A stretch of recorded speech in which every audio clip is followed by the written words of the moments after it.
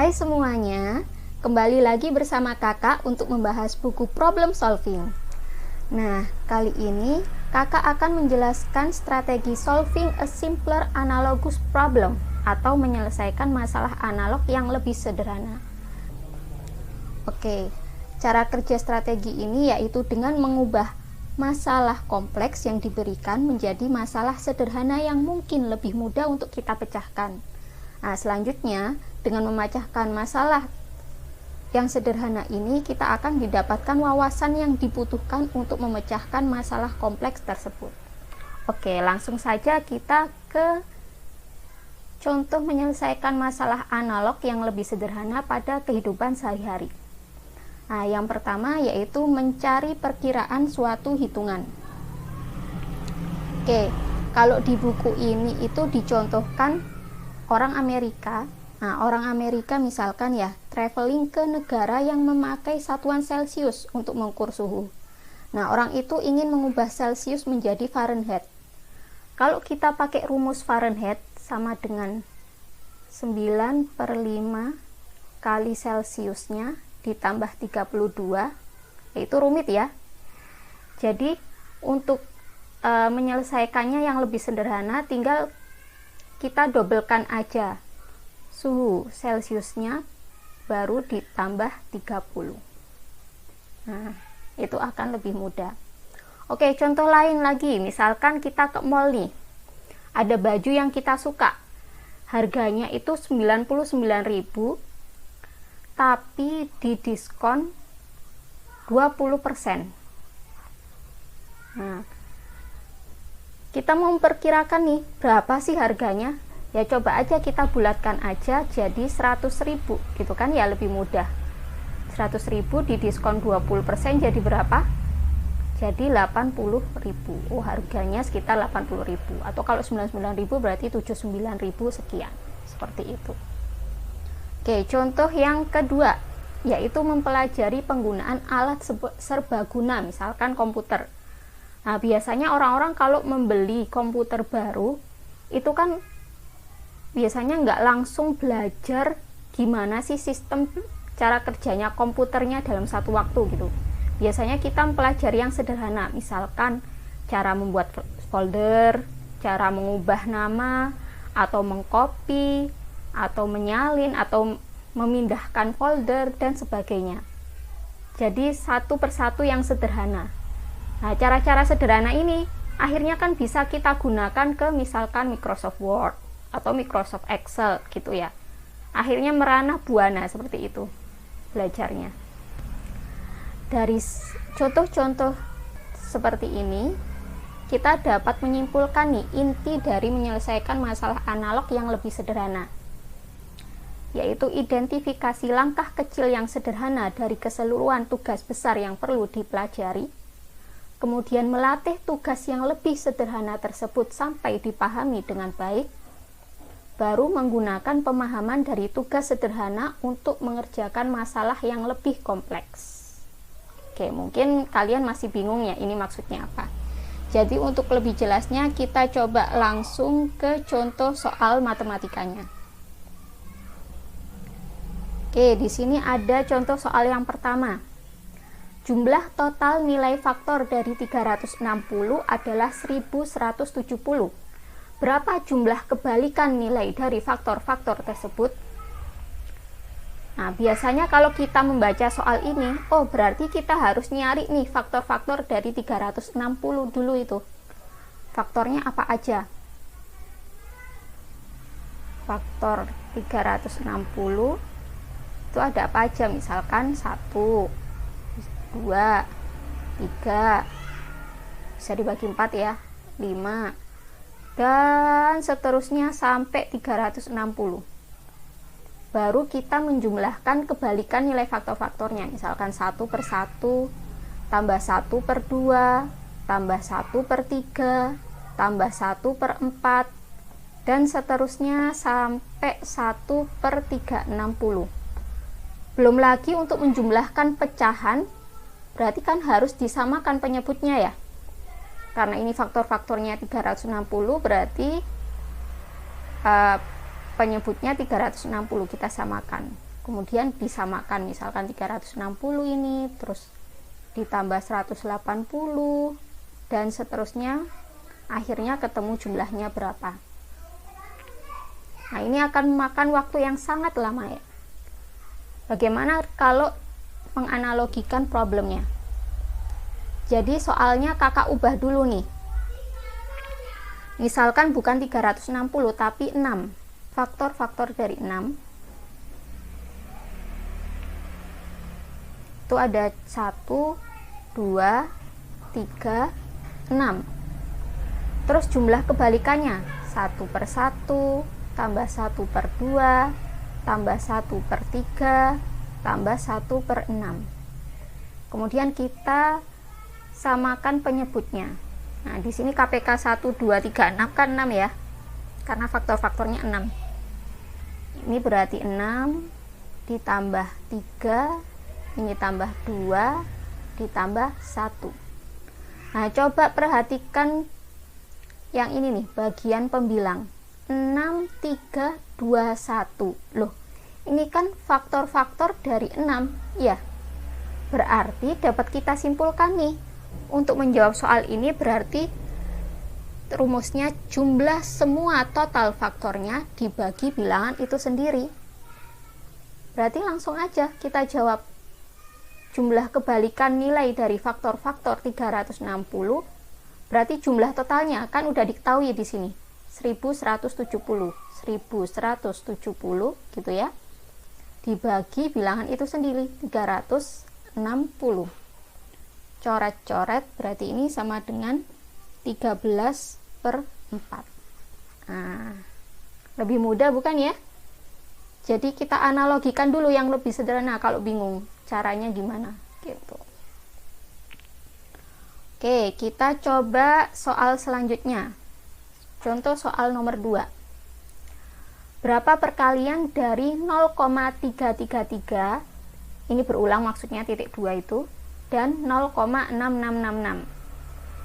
Nah, kalau kita pakai cara biasa nih, biasanya kita kalikan secara bersusun ya. 3, 3, 3, 3, dan seterusnya dikali 6, 6, 6, 6, dan seterusnya. Ini nanti dikali 6 kali 3, 18, 18, 19, dan seterusnya, banyak sekali, akhirnya dijumlahkan. Nah, itu nanti hitungannya banyak sampai mumet, sampai pusing. Nah, sekarang coba sih kita analogikan problemnya. Nah, dari sini kita tahu nih 0,333 yang berulang-ulang itu sama dengan berapa? Kalau dijadikan pecahan 1/3. Nah, Kak, kalau 0,666 dan seterusnya, 0,66 ini kan 2 kalinya dari 0,33. Berarti 2 kali 1/3 berarti 2/3. Langsung aja dikalikan. Otomatis 0,33 kali 0,66 1/3 kali 2/3 sama dengan 2/9. Nah, kalau disuruh jawabannya berupa desimal, ya tinggal kita bagi aja, 2 dibagi 9 seperti itu. Berarti ini 0, ditambah 20, ini 2, 18 kurangi 2, 18 lagi 2, berarti 2, 2, 2, 2. Jawabannya seperti itu, 0,222. Nah, lebih gampang ya. Kita langsung ke contoh soal nomor 3. Nah, untuk bilangan bulat ganjil positif yang berurutan A, B, dan C, di mana A kurang dari B kurang dari C, apakah operasi C min A kali B min A kali C min B kali A min C kali A min B kali B min C bernilai positif atau negatif? Oke. Kakak tulis dulu soalnya. C min A dikali B min A dikali C min B. Nah, di sini ada A min C. A min C bisa kakak ubah jadi minusnya C min A. Seperti ini. kemudian A min B, jadi minusnya tak keluarin, minusnya B min A, kemudian yang terakhir B min C, minusnya C min B. Nah, seperti ini. Oke, kita lihat positif negatifnya. C nya kan lebih besar dari A, otomatis kalau dikurangi pasti nilainya positif. B lebih besar dari A, kan bilangan yang lebih besar kalau dikurangi bilangan yang kecil, lebih kecil kan pasti positif ya. Misalkan 3 kurangi 1, 2 gitu kan positif. Ini juga positif. C lebih besar dari B, berarti ini juga positif.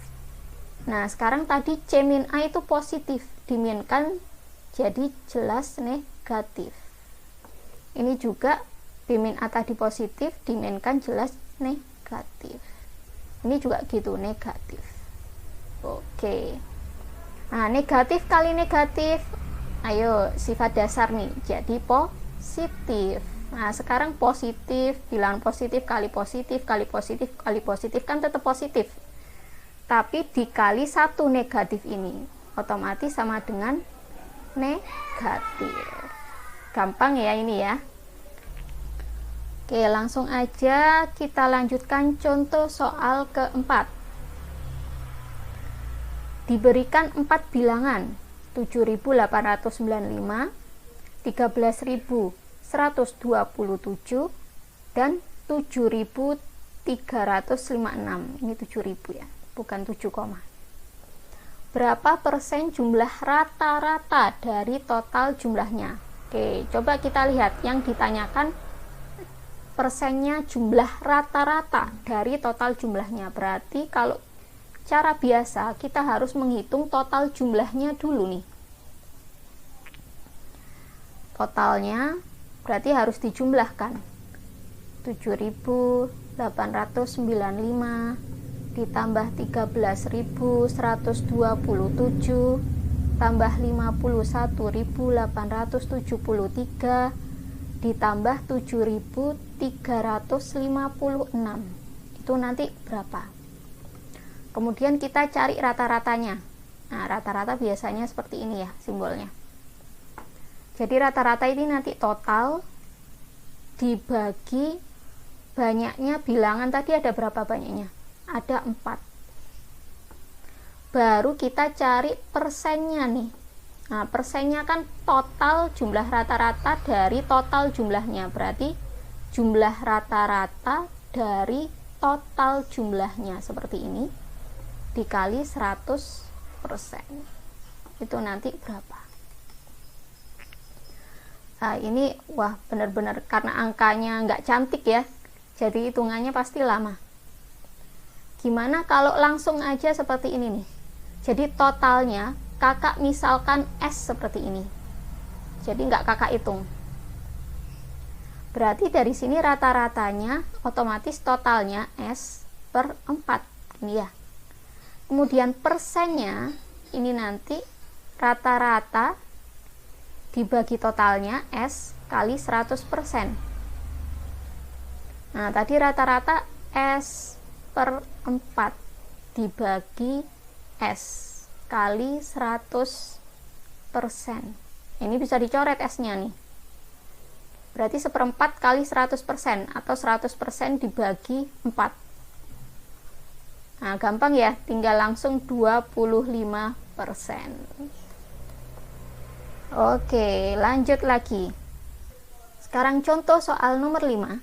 Tentukan jumlah dari koefisien-koefisien pada ekspansi binomial X plus Y pangkat 8. Kalau kita pakai cara biasa, biasanya kita kalikan satu-satu dulu. X plus Y, kemudian kali X plus Y, kemudian kali X plus Y, dan seterusnya sampai 8 kali.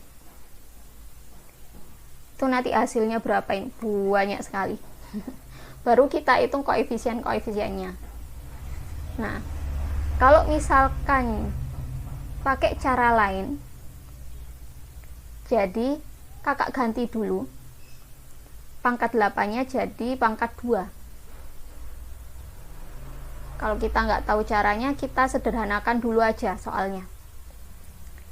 Jadi X plus Y pangkat 2, ini kan kita tahu jadi X kuadrat plus 2XY plus Y kuadrat.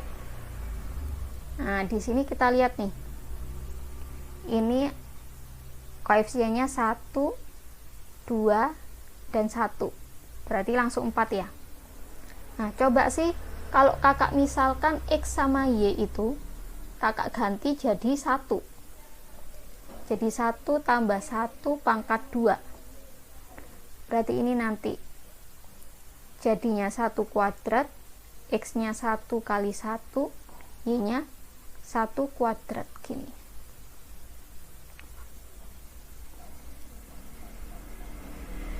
Dan ini koefisiennya. Nah, bilangan yang dikali 1 itu sama dengan apa? Bilangan itu sendiri ya. Berarti koefisien itu sendiri nanti. Tinggal 1 tambah 2 tambah 1 sama dengan 4. Nah, 1 tambah 1 berarti 2 ya. 2 pangkat 2 seperti ini. Oh, dari sini kita bisa tahu nih cara ngerjakannya. X plus Y pangkat 8. Oke, bisa langsung aja kakak ganti 1 plus 1 pangkat 8 seperti ini. 2 pangkat 8 sama dengan 256. Udah. Gampang bukan ya? Oke, lanjut saja ke contoh soal nomor 6. Tentukan nilai dari 2 plus 4 plus 6 plus 8 dan seterusnya plus 34 sampai plus 36 plus 38 per 3 plus 6 plus 9 plus 12 dan seterusnya plus 51 plus 54 plus 57. Oke, mungkin beberapa dari kalian yang melihat soal ini pasti udah tahu nih jawabannya. Nah, di sini kakak akan menjelaskan ada 2 cara nih untuk menganalogikan lebih sederhana. Oke, yang pertama, kita kerjakan dulu nih satu-satu. Kecil-kecil dulu, yang kecil-kecil dulu. 2 plus 4 per 36 itu berapa? 2 plus 4 plus 6 per 3 plus 6 plus 9 itu berapa? Dan seterusnya. Oke, yang pertama, 2 plus 4 per 3 plus 6. Ini berarti 6 per 9, 2 per 3. Kemudian kalau 2 plus 4 plus 6 per 3 plus 6 plus 9, berarti ini 12 per 9 tambah 9, 18. Ini juga 2 per 3. Lagi, satu lagi 2 tambah 4 tambah 6 tambah 8 per 3 tambah 6 tambah 9 plus 12 seperti ini. Ini berarti 12 tambah 8 20. Ini 18 tambah 12 30. Sama-sama 2 per 3. Nah, dari sini dapat dilihat nih. Ini 2 per 3, 2 per 3, 2 per 3. Berarti ini pasti jawabannya 2 per 3. Oke, gimana kalau cara yang lain? Mungkin kalian sudah tahu cara yang ini. Coba kita lihat di pembilangnya. Coba kita lihat pembilangnya ini. Bilangan-bilangannya bisa dibagi 2 semua. Jadi 2-nya kakak keluarkan nih. 2, berarti tinggal 2 bagi 2 ini 1. Ini plus 2, plus 3, plus 4. Dan seterusnya. Sampai 34 bagi 2 itu 17 ya. 17 plus 18 plus 19. Nah, sedangkan penyebutnya semuanya bisa dibagi 3. Jadi 3-nya kakak keluarkan. Ini tinggal 1 plus 2 plus 3 plus 4. Dan seterusnya. Ini juga plus 17 plus 18 plus 19. Nah, dari sini ini sama kan ya, tinggal aja langsung dicoret. Oke, jawabannya 2/3. Sangat mudah sekali. Langsung kita ke geometri. Contoh soal ke-7. Pada gambar di bawah, rasio dari diameter ketiga lingkaran adalah 2:3:5. Jadi yang kecil ini diameternya ya, rasio diameter 2:3, kemudian yang besar banding 5. Tentukan rasio dari luas daerah. Jadi rasio luas daerahnya, bukan diameternya, luas daerah yang diarsir ini dengan luas lingkaran yang paling besar yang ini. Oke, kalau kita lihat soal ini mungkin kita harus tahu nih luasnya masing-masing ya. Kita misalkan aja diameternya ini 2 karena banding 3, terus ini 5. Terus dihitung luasnya masing-masing. Terus luas yang diarsir ini tinggal luas yang lingkaran besar dikurangi luas 2 lingkaran kecil ini. Baru dirasiokan. Ini makan banyak waktu ya. Coba perhatikan di sini. Kita tahu luasnya lingkaran itu rumusnya apa? 2pi d kuadrat per 4, di mana d ini diameternya. Nah, sekarang kita lihat nih. Ini kakak misalkan luas 1 yang paling kecil. Ini luas 1, ini luas 2, terus yang besar ini luas 3. Nah, jadi bandingkan luas 1 banding luas 2 banding luas 3. Nah, kakak misalkan aja diameternya masing-masing 2, 3, 5 gitu ya. Berarti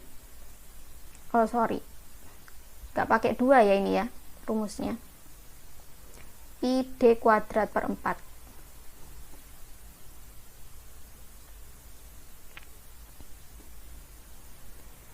Jadi pi d nya 2 kuadrat per 4 banding pi 3 kuadrat per 4 banding pi 5 kuadrat per 4.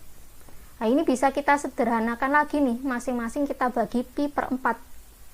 Jadi tinggal 2 banding 2, 2 pangkat 2 banding 3 pangkat 2 banding 5 pangkat 2. Berarti 4 dibanding 9 banding 25.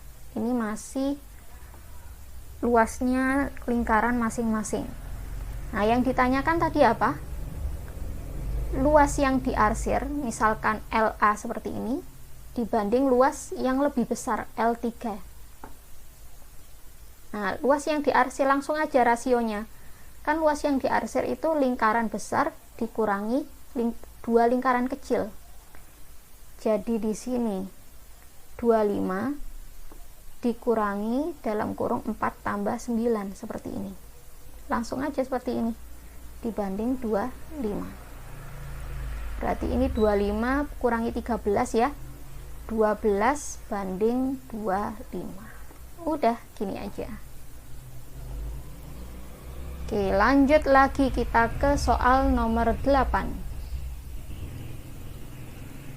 Jika terdapat 19 bilangan bulat berurutan yang jumlahnya 95, berapa bilangan ke-10 dari bilangan-bilangan tersebut? Nah, kalau kita pakai cara biasa nih, karena bilangannya bulat berurutan, berarti kalau misalkan bilangan pertamanya X, berarti bilangan keduanya X plus 1 gitu ya. Bilangan keduanya X plus 2 dan seterusnya sampai bilangan ke-19 itu X keberapa? X plus 18, karena yang pertama kan 0, 1, 2 gitu ya. Oke, itu dijumlahkan semuanya, dijumlahkan, hasilnya sama dengan 95. Kemudian kita cari X-nya ini kan berarti ada 19 ya, 19X ditambah jumlahnya 1 tambah 2 tambah 3 dan seterusnya sampai 18 itu sama dengan 95. Nanti hasilnya X-nya berapa? Ini masih X. Berarti kalau kita cari bilangan ke 10, X plus 9 nanti berapa? Gitu. Kalau kita pakai cara yang lebih sederhana, di sini yang dicari apa sih? Bilangan ke 10. Jadi kakak misalkan bilangan ke 10 itu X. Gini. Berarti bilangan ke 11 X plus 1. Bilangan ke 12 X plus 2. Dan seterusnya sampai bilangan ke 19. Berarti X plus 9. Berarti kalau bilangan ke 9 tinggal aja dikurangi 1, X min 1.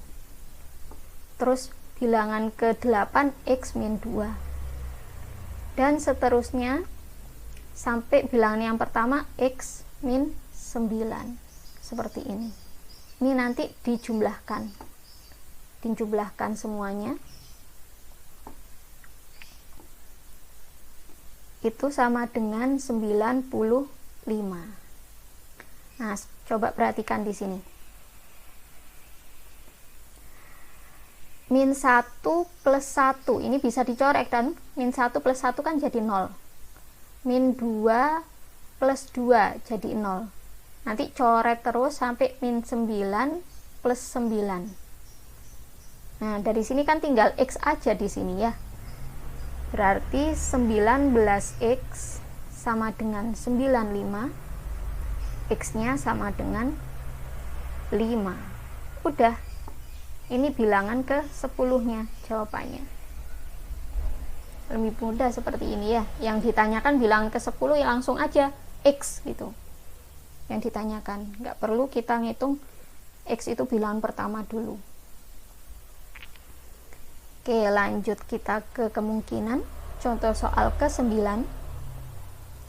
Berapa banyak subset dari himpunan MATH tanpa huruf M? Kalau kita pakai cara biasa nih, kita daftarkan dulu subsetnya apa aja. Misalkan himpunan kosong. Terus yang tanpa M ya A. Terus T, habis itu H, terus yang ada 2 anggota berarti AT, terus AH, terus TH, dan sebagainya. Ini makan banyak waktu. Kalau kakak ganti soalnya, karena tanpa M kan, himpunan yang dicari berarti cuman ATH aja. A, T, H seperti ini tanpa huruf M ya, langsung. Berarti kita langsung aja pakai rumus banyaknya subset himpunan, yaitu 2 pangkat N. Jadi banyaknya subset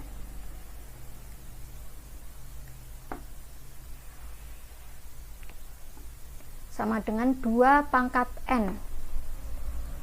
N itu adalah banyak anggotanya. Berarti tadi anggotanya 3 ya, AT sama H. 2 pangkat 3 sama dengan 8. Udah nggak perlu di list lagi seperti ini.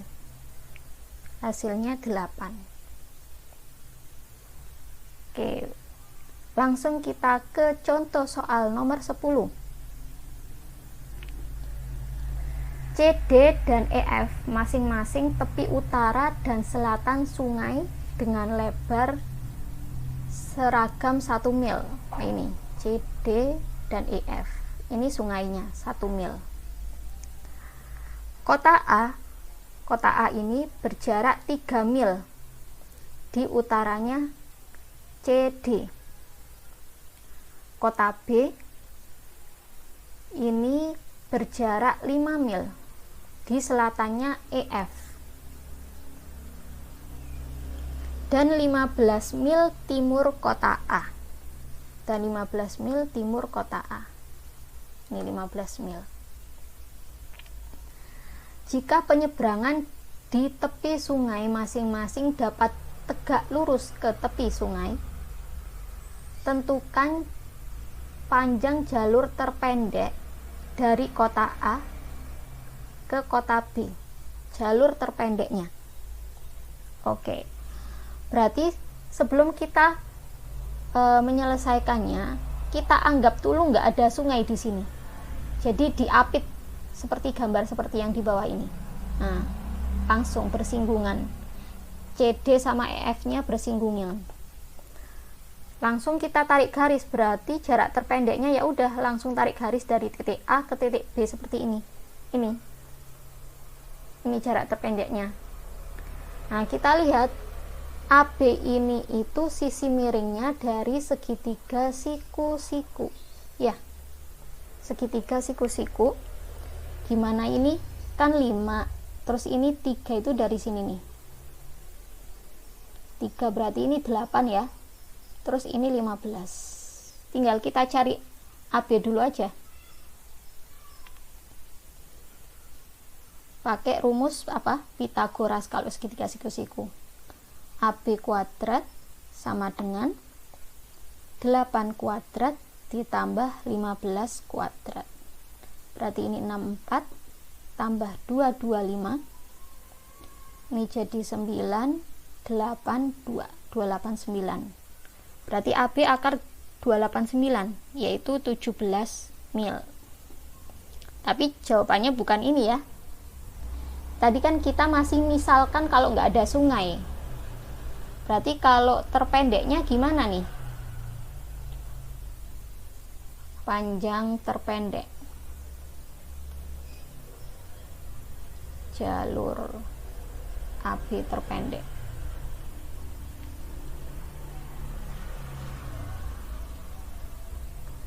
Jadi harus ditambah 1. Jadi seperti ini nanti.